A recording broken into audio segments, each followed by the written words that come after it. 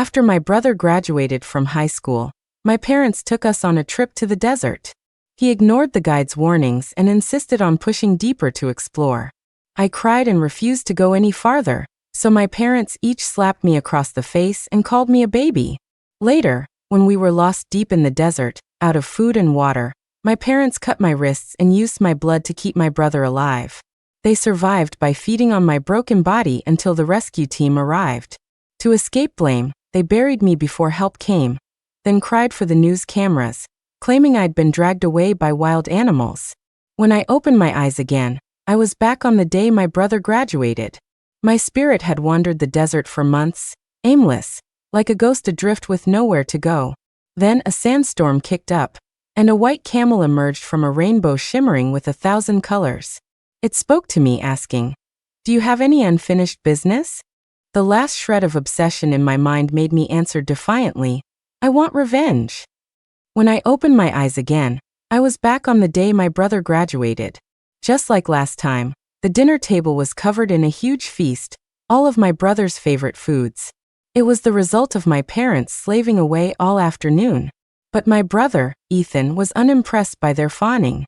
He just poked at his food with his chopsticks, not taking a single bite. My mother's smile faded. "What's wrong, honey?" she asked cautiously. "Don't you like it?" Ethan slammed his bowl down, scowling. When my friends graduated, their parents got them a new car or a new apartment. At the very least, they got a trip to Europe. And then there's us. So pathetic. Faced with his complaints, my parents just exchanged a silent look, not daring to say a word. We weren't well off. And because Ethan had been frail and sick since he was a child, they had spent a fortune on him, leaving us barely scraping by now. But when it came to their only son, they gave him anything he asked for. They buzzed around him, but I couldn't hear a word they were saying. I hadn't eaten in so long. I was starving, so I started shoveling food into my mouth. Even though I had been a ghost for months, unable to feel anything, the memory of my last days still made me tremble. I couldn't forget the coldness as my blood drained from my slit wrists, drop by drop. I couldn't forget the agony of my skin being sliced off my body, piece by piece. And I couldn't forget the suffocating feeling of sand filling my mouth and nose in that desolate desert, or the terror of my remains being eaten by insects. I ate too fast, too greedily. My stomach lurched, and I threw up all over the floor with a loud poo. Ethan looked up at me, furious. "You're trying to make me sick on purpose, too? Fine, nobody's eating tonight." With that, he flipped the table, sending sauces and soup splashing all over me.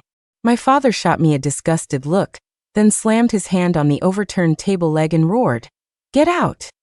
After that day, Ethan started giving everyone the silent treatment. My parents couldn't take it for more than 2 days and finally gave in. They promised to grant his wish and take him on a trip. A trip abroad was out of the question, we couldn't afford it. The final destination ended up being somewhere in the country. Ethan's mood finally improved a little. Then he suggested an adventure trip to the desert. He chose a place known as Death Valley. My parents had no idea where Death Valley was, but the word desert made their faces tighten. Mom smiled at me and told Ethan we would all go together as a family of 4 once I was on summer break. In my past life, I was clueless and thought this was a rare sign of affection from her. It wasn't until later that I realized why they wanted to wait for my break. First, they didn't like the place Ethan had picked. They didn't dare oppose him directly, so they used me as a delay tactic. They were hoping he'd lose interest and pick somewhere else. Second, I was fully grown and could serve as their personal pack mule for the whole trip. "I don't want to go." "Why would she come?" Ethan and I spoke at the same time. I didn't want to go because I knew it was a one-way trip. He didn't want me to go because I was an embarrassment to him. I was 18 and a freshman in college. My brother was 20 and had just graduated from high school. This happened because shortly after Ethan was born, he was diagnosed with acute leukemia. Back then, after having a son, my parents had no plans for a second child. They only decided to have another one because they needed my cord blood to save him. I was born for my brother. My entire life was destined to be his personal blood bank. Ethan's surgery was a success, and as he got better, my parents cried with joy. Having almost lost him, they became overprotective, treating him like a precious treasure, more valuable than their own eyes. As for me, I was just a tool that had served its purpose, completely disposable. Ethan started school late because of his health. To make sure his studies weren't too hard, my parents had me start a year early. That way, I was a grade ahead of him and could even tutor him. But Ethan didn't appreciate their efforts. Instead, he saw me as a thorn in his side. The whole school knew he had a sister who was 2 years younger, but a grade ahead of him. It made him feel humiliated in front of his friends. He was only free of me after I left for college. Naturally, he didn't want me tagging along now. That's why he was so against me joining them on the trip. I'm not going. I already told my friends I'd be getting a summer job at her uncle's company. How much money can you make at some summer job? Your parents are taking you on a trip. Is that going to hurt you? Don't be so ungrateful. My repeated refusals were starting to annoy my mother. Mom, if she doesn't want to go, just let it go. Why are you begging her? Mom pulled Ethan into his room. A long time later, she came out. This time, there were no objections from Ethan. Your brother agreed. It's a good thing he's so generous. With a temper like yours, if you were born into any other family, no brother would put up with you. I said I'm not going. You two are going on a trip with your precious son. Why bring an outsider like me along? I stated my position again. My mother finally lost all her patience and screamed at me. You're going whether you like it or not. You don't get to make the decisions in this house. Just then, my dad got home from work. Hearing us argue, he kicked me from behind. I fell hard onto the cold concrete floor. We feed you, we clothe you, we send you to college, and this is how you repay us. I swallowed the metallic taste of blood in my mouth and glared at them. Fine. I'll go. Originally, I wasn't planning on going to the desert with them.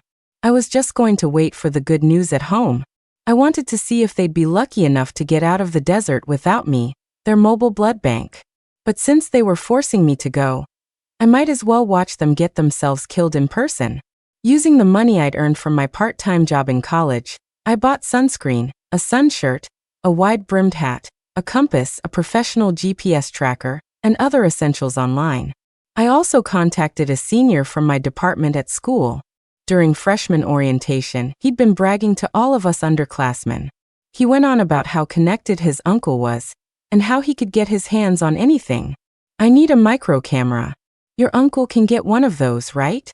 The senior puffed out his chest proudly. Who do you take me for? The next day, he slipped a small box into my hand. I sewed the camera into the lining of my backpack, leaving only a tiny, almost invisible pinhole. That night, I tested it by placing the backpack on the living room sofa. The quality was great. The feed streamed to my phone, showing my mom busy packing for the trip. She stuffed a huge bottle of water into my backpack. Ethan gave her a disdainful look. Mom, why are you packing that stuff? Can't we just buy it when we get there? Mom pursed her lips. Water is so expensive in the desert. We should save wherever we can. She then shoved another large bottle of water inside. Don't you worry, sweetheart. Mom's not going to make you carry it. Ethan fell silent and tossed his clothes onto the sofa. Mom grabbed them and stuffed them all into my bag. My backpack was now bulging like a penguin about to burst. Still not satisfied, she pressed and squeezed. In the last tiny bit of space she created, she managed to cram in 2 more pairs of Ethan's underwear. On the day of our departure, my mother wouldn't stop nagging me.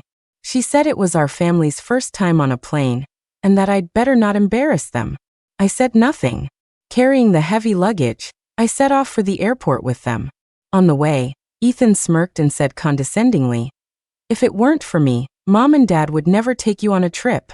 You should be grateful instead of walking around with that sour, deadpan expression." My parents also grumbled that I was killing the mood and told me to smile more. I closed my eyes and ignored their ridiculous demands. They wouldn't be smiling for much longer. At the security checkpoint, the TSA agent stopped me as I was walking through. "Ma'am, you have an excessive amount of liquid. Please remove it from your bag before proceeding." My mother came back and grabbed my arm, explaining, "It's nothing, just 2 bottles of water." She tried to just pull my backpack through. Ma'am, there are clear airline regulations. Please cooperate with us. Come on, rules are meant to be broken. What kind of airline is this? Can't you be a little flexible? Despite the agent's repeated explanations, my mother was adamant, demanding the airline change its rules for her. My father joined the argument, insisting the airline's rules were completely unreasonable. The passengers in line behind us grew restless, and the security area descended into chaos. Even when several large male security guards surrounded us, my mother's fighting spirit didn't waver. Ethan, mortified, looked around as if he wanted the floor to swallow him whole. He squeezed through to our parents and hissed, "Just take them out. They're not even worth that much. This is so embarrassing." Once Ethan spoke, my parents finally gave up. They let him unzip the bag. Pop! The moment he opened it, the overstuffed backpack exploded like a bag of popcorn. 2 pairs of his underwear shot out eagerly. As he rummaged around, more of his clothes spilled out onto the conveyor belt. The crowd of onlookers stared in shock, and some began to whisper. Under everyone's gaze, Ethan finally pulled out the 2 bottles of water. As an agent moved to set the bottles aside, my mother snatched them back. "You airlines are such crooks. This is no different from highway robbery. If I ran my life like this, I'd be rich by now." The agent sighed wearily. "Ma'am, we are just following procedure. If you have an issue, you can deal with the items and then proceed." "How do I deal with them?" "You can check them, mail them, or drink them." "It's too late to check them, and mailing is too expensive," my mother muttered. After thinking it over, she chose the third option. She shoved both bottles of water into my arms. "Drink up. And hurry, we don't want to miss our flight." I let out a cold laugh. Why should I be the one to drink it? My mother's eyes widened as she yelled, "You wasteful brat. These 2 bottles cost $5. Do you have any idea how hard your father and I work for our money? In my previous life, my parents always told me that our family wasn't always this poor. It was all because they had me. They had to feed me, clothe me, and pay for my education, which was why our financial situation kept getting worse. They brainwashed me with this from a young age. As a result, I always felt guilty towards my parents, my brother, and our family, automatically putting myself last. Faced with my parents' guilt-tripping, my younger self didn't know what to do. So, under the watchful eyes of everyone at the airport, I forced down 2 huge 3-liter bottles of water. It wasn't until after I died that I understood our family's financial struggles had nothing to do with me. It was Ethan's leukemia that had drained my parents' savings and left them deep in debt. They didn't finish paying it all off until I was in middle school. All the while, they continued to spoil Ethan, indulging his every material whim, even those far beyond their means. They blamed all the family's hardships on me, but they never said a word like that to Ethan. They just wanted to use my guilt to get me to help them take care of him. In my past life, I did a very good job. Even though I was the younger sister, I took on the responsibility of an older sister. No, more accurately, the responsibility of a second mother. But in the end, what did I get? Not even my bones were left. From start to finish, they never considered me part of the family. This time, I was firm and refused my mother. Swallowing my bitterness, I said loudly, "We're on a family trip, and I only packed 1 change of clothes for myself. This entire bag is filled with Ethan's stuff. Why do I always have to be the one to suffer? Why am I always forced to do things I don't want to do?" My frustrated voice echoed through the airport. A look of understanding dawned on the faces of the crowd. No wonder a girl's bag is full of boys' clothes. Her parents obviously favor the son. What terrible parents. Poor cheap, and they abuse their daughter. And the brother's no prize either. Look at him. Definitely his parents' son. It was the first time anyone had ever said something like that to Ethan. He totally lost it. "I don't have embarrassing parents like you." He cried and yelled that he didn't want to go on the trip anymore. He wanted to go home. My parents begged and pleaded until they finally convinced him to stay. They didn't dare force me again. Instead, they each took a bottle and chugged the water down. And with that, the farce was finally over. My mother stood with her hands on her hips, glaring at me. "What are you standing there for? Hurry up and pack this stuff. If we miss our flight, you'll be sorry." I shot them a cold glance. Whoever's stuff it is can pack it. I grabbed my ticket and ID and walked quickly toward the gate. My parents trailed behind, cursing under their breath as they gathered up the mess and hurried to catch up. I was lectured the whole way, but I tuned it all out. After we landed, we immediately hopped on a coach bus. After a bumpy ride, we finally reached the edge of the desert just before nightfall. Exhausted from the journey, we found a cheap motel to rest. After dinner, some local men calling themselves guides were hanging around the motel, selling tour packages. When he heard it was our first time traveling, a guide named Jed, who wore a wide-brimmed hat and had a thick beard, enthusiastically started shooting the breeze with us. Jed had a heavy accent, but that didn't stop him from getting friendly with our family within minutes. Ethan excitedly told him about the route he had planned. Initially, we were supposed to join a tour group, but Ethan thought that was boring. He said since we were spending the money, we should do something different. He was always so unconventional. He didn't want to take the standard route, opting for a more adventurous plan that he found more exciting. Ethan had gotten his travel plan from the internet. It was posted by an experienced adventure guide with the username, Our Trek. Ethan deeply admired this adventurer, and had always dreamed of one day exploring different worlds just like him. Today, he was finally about to realize his dream, and he couldn't stop talking about it. We're going deep into Death Valley, looking for the lost city of Cibola, to see if the legendary queen is as beautiful as they say. I stood by, laughing to myself. The sites of the two legends he mentioned were hundreds of miles apart. He hadn't even done his basic research, yet he dreamed of being some great desert explorer. He was just a spoiled, arrogant brat, and it was his hubris that ultimately led us to our doom. Jed was a smart man, good at reading people. He didn't point out the flaws in Ethan's plan. He just shook his head after listening. Death Valley, that ain't a good place. We locals don't get it. Why you folks from out of town always want to go there? There's no people, no roads, no cars, and no water. It's real dangerous.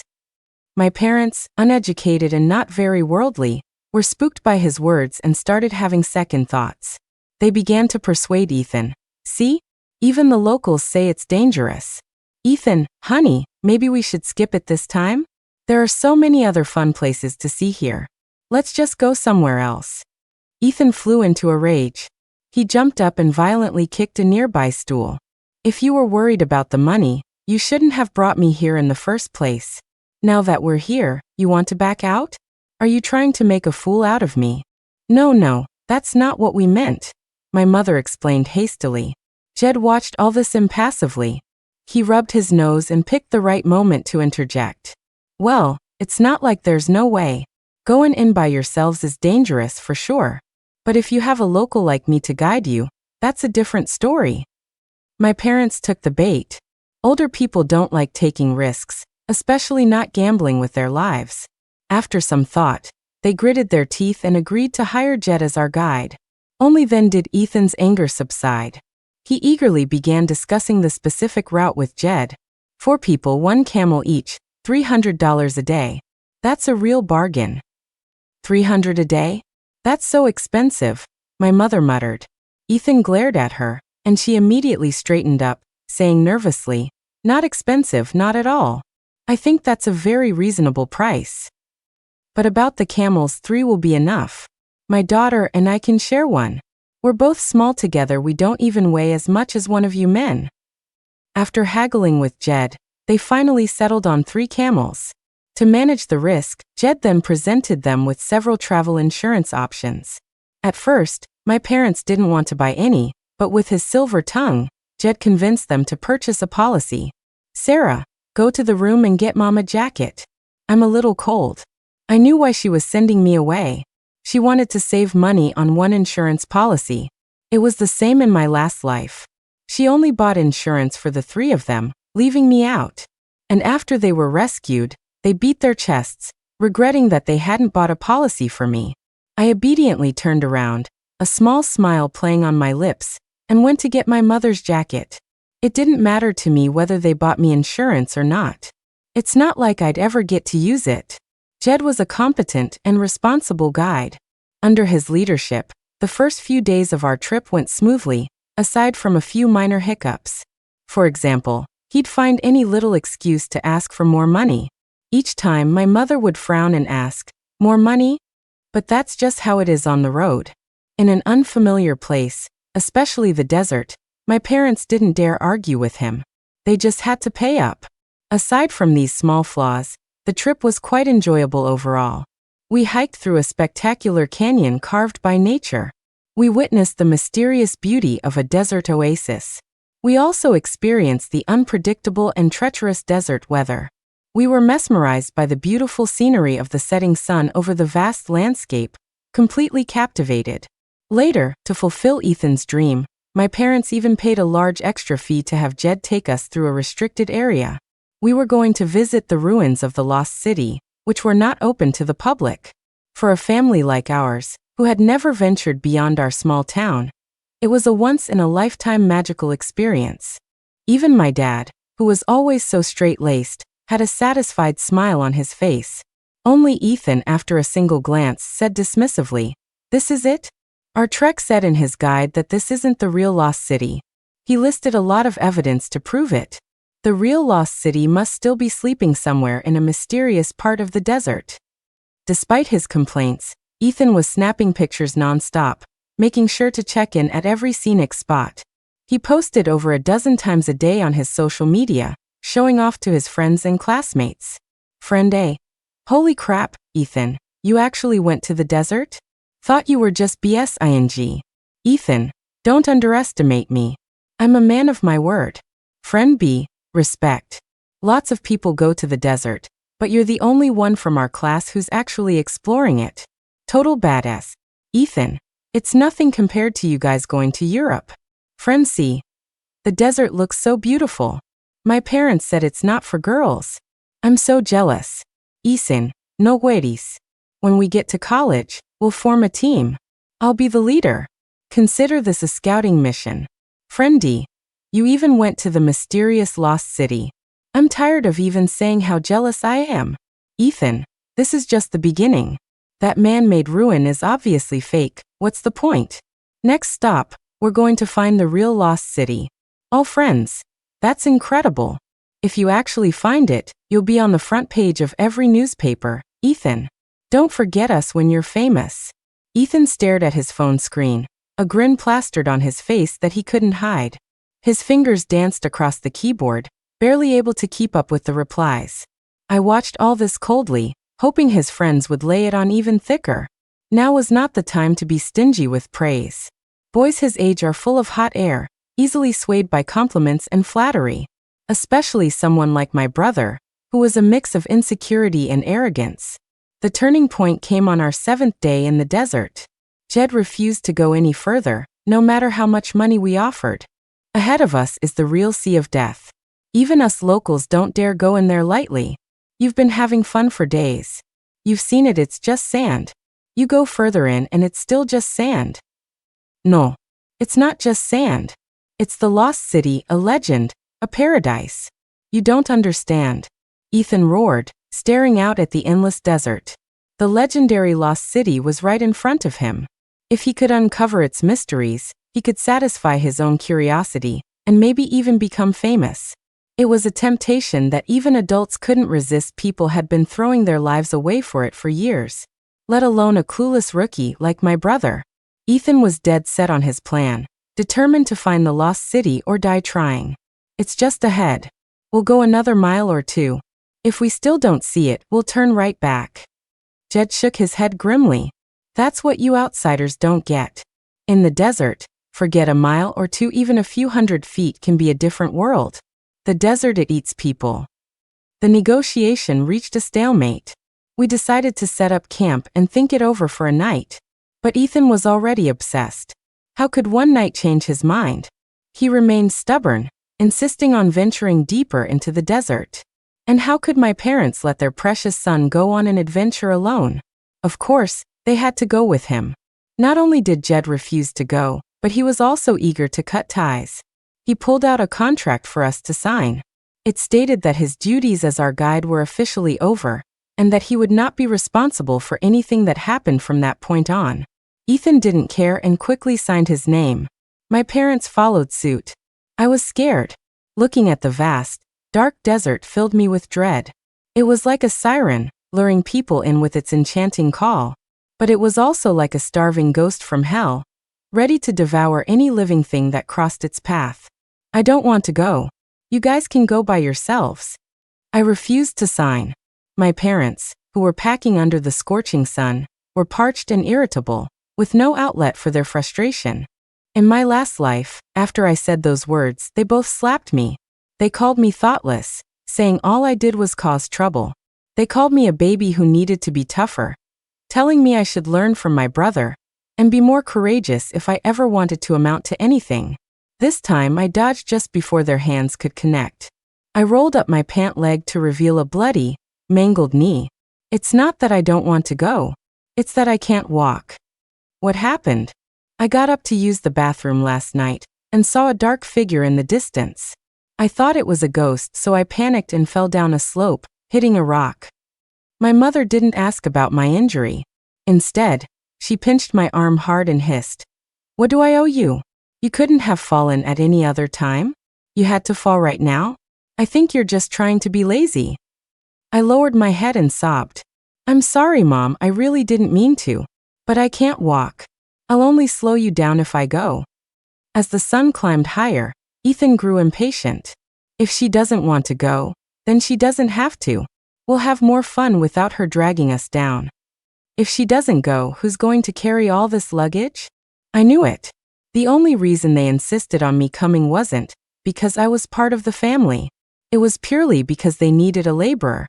I dutifully led a camel over to them. It's stronger than I am. Jed quickly added, Hey, that'll be extra."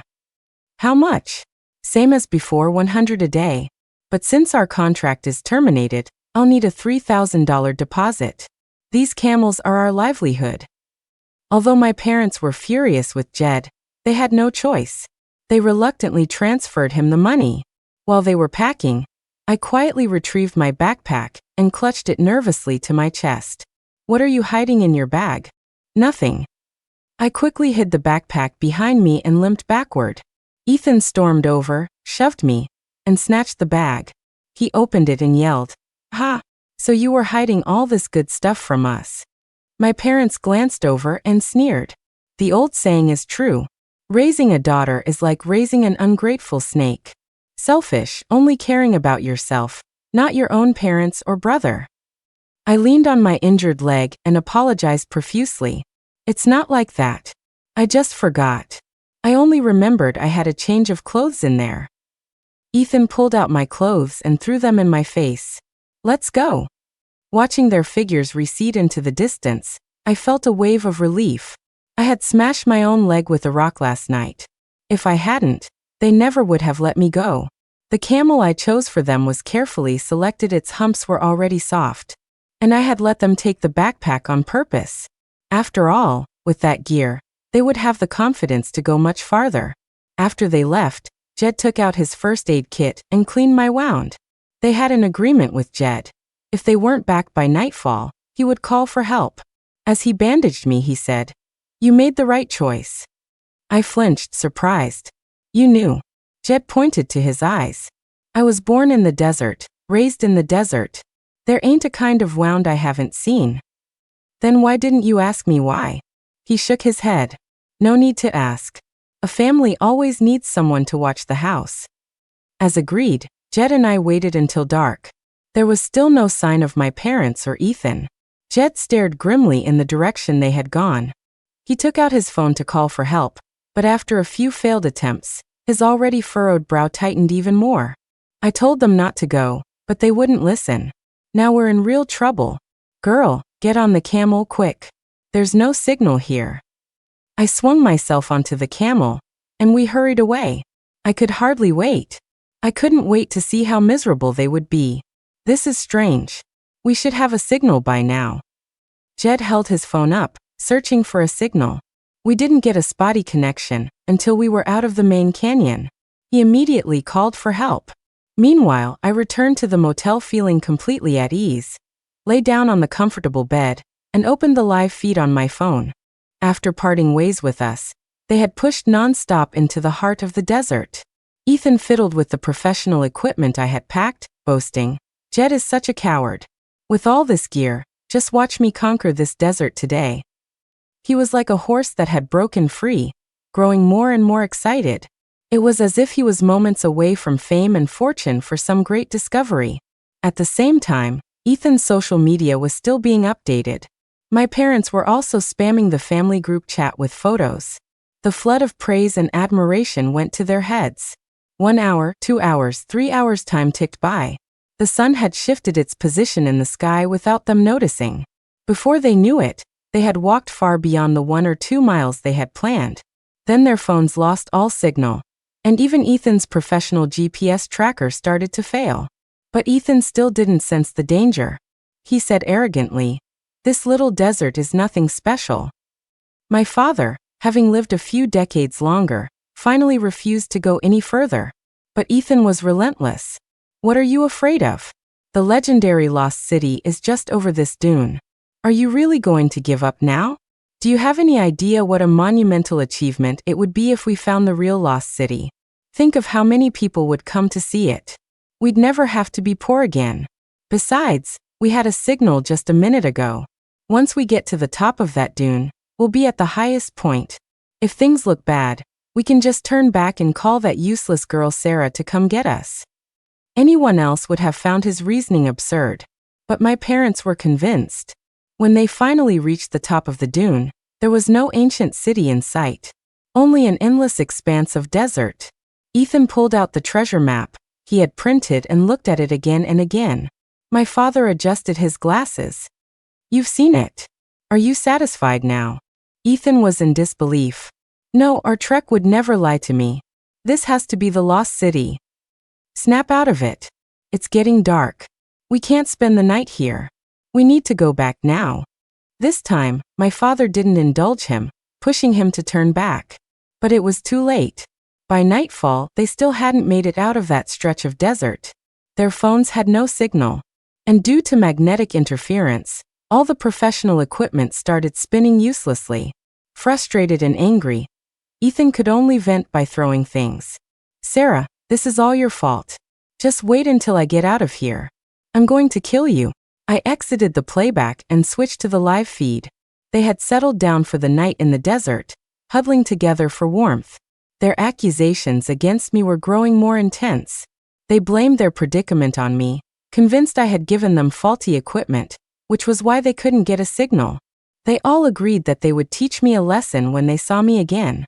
I happily turned off the feed. If they wanted to see me again, they could wait until the next life. Meanwhile, the local police and a rescue team had arrived at the motel to plan a search operation. But what can humans do against the fury of nature?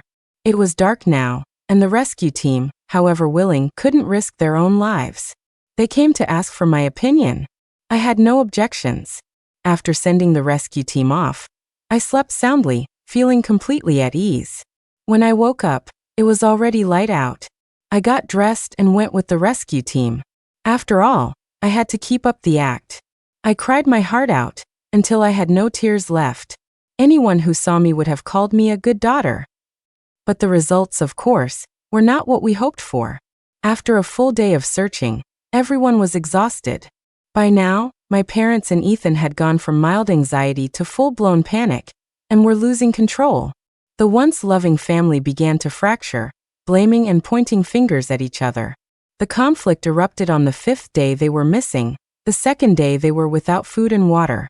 They hadn't planned on going far, so they hadn't brought much with them. After their resources ran out on the 3rd day, they could still push through. But the harsh desert climate is far more severe than in other regions. 1 day without water leads to dehydration 2 days, and you're practically a mummy. With no other choice, they started drinking their own urine. On the 7th day, there was no urine left. Their lips were cracked, their eyes were bloodshot, and their faces were twisted into grotesque masks. That was when they turned their attention to the camel. Ethan said, "What's the use of keeping this animal alive? If we kill it, we can survive until the rescue team comes." Dad replied, "If you kill it, we'll never get out of here. It's been 7 days. If that useless girl Sarah had any heart, she would have found us by now. Our only way out is with this camel. My father was staunchly against killing the goose that laid the golden eggs. My mother wavered between her husband and her son. But eventually she had to make a choice. She couldn't resist Ethan's begging. That night, while my father slept, they crept toward the camel with their tools. Mom, put some muscle into it. Don't let Dad find out. Son, I haven't eaten in days. I don't have any strength left. Do you want to watch me die? Why did I end up with a mother like you? As if spurred by Ethan's words, my mother became ferocious. The camel let out a mournful cry. What are you doing? My father was woken by the commotion. He stumbled over to stop them. But Ethan was already in a frenzy. At that moment, not even God himself could have stopped him. Don't be stupid. Get away from me. I'm your father. How dare you speak to me like that? If you won't let me live, you're not my father. A piercing shriek tore through the silent night. The camel, unlike me in my past life, was not going to be slaughtered without a fight. It had been forced on a journey deep into the desert with 3 strangers. Not only was it deprived of food and water, but now these people wanted to kill it. It reared up, kicking my mother and Ethan, who were closest, before charging at my father. The camel ran off without a backward glance. My father was found at the bottom of a sand dune, blood pouring from his abdomen. My mother took off her jacket to press against the wound. Ethan's eyes lit up, and he unconsciously licked his lips. So thirsty. After muttering this, he threw himself at my father's stomach. Both my parents were horrified. Are you crazy? Do you know what you're doing? With his head down, Ethan sucked greedily at our father's wound. My mother, with her strong sense of self-sacrifice, had eaten and drunk the least over the past few days. Naturally, she was the weakest. She was no match for Ethan. My father was injured and had lost a lot of blood. He had no strength to resist, forced to watch the son he had spoiled his whole life feed on his blood. My father's eyes began to glaze over. Finally satisfied, Ethan wiped his mouth and pulled away from our father's body. My mother held my father all night. The next day, she did something shocking. She took the knife and slit her own wrist. She held her bleeding arm out to Ethan. Son, you and your father have to live. So she did have a mother's love in her. So she could sacrifice herself for her children. It was just that her love was never for me. In my past life, when my father held me down and my mother cut my wrist, they said to me, "Why do you think we raised you? So that one day you could repay us." Today is that day. Now, watching my mother give up her own life for my father and brother, I felt a mix of emotions. I silently turned off the feed. I didn't want to watch anymore. On the 10th day, the search was still going nowhere. But the camel returned. The rescue team, who had been on the verge of despair, was overjoyed. They pinned all their hopes on that camel. Jed treated the camel's wounds, fed it plenty of hay and water, and then set out again with the rescue team. On the 12th day, the team found some clues. On the 14th day, they finally found them. And I saw the 3 people I was related to by blood once more. No, it wasn't right to call them people anymore. Most of their bodies were buried in the sand, with little more than their heads showing. It took the rescue team a lot of effort to dig them out. Ethan was disheveled, like a cornered animal, staring blankly at the bodies of our dead parents. My parents were in an even more gruesome state. They had been drained of blood. Their bodies were in pieces. The rescue workers gathered their remains and carried Ethan out on a stretcher.